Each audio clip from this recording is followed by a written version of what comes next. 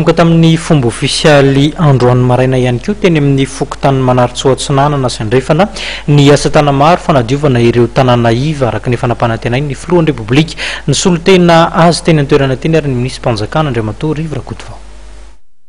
Natomboka tamin'ny fomba ofisialy Androany maraina ny asa tana maro entina hanadiovana sy hanatsarana ny faritriva eto Andrenivohitra. Ity programa antsoina hoe IMO ity dia anisan'ny programa nampanantenan'ny filoham-pirenena Hery Rajaonaromampianina entina hanatsarana ny farim-piainan'ireo mponina eny amin'ireny faritra iva ireny.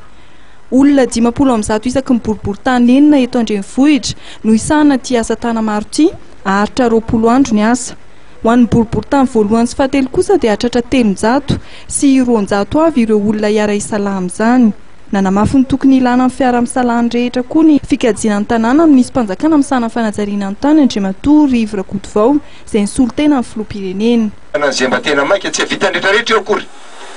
Raha ny fanavoazana eto Antananarivo eto ny foto-drafitra azy fa mba izay tena mba mamaly ny etaetam-bahoaka aloha ny jerena voalohany tsy asiana politika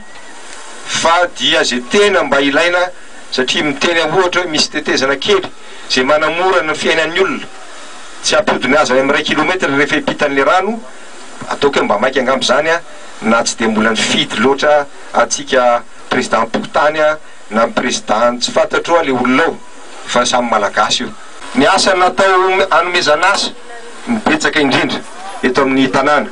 mba afahan'ny olona mivelona mba afahan'ny olona mijery ihany koa hoe ezaka nataoko io ny mampadio any ohatr'izao ka ezaka ihany koa mba tsy handoto azy rapitso mba afahana manana tontolo iainana mba metimety kokoa ho any amin'ny tsaratsara kokoa makasitraka makately tompom-bavy sy tompona.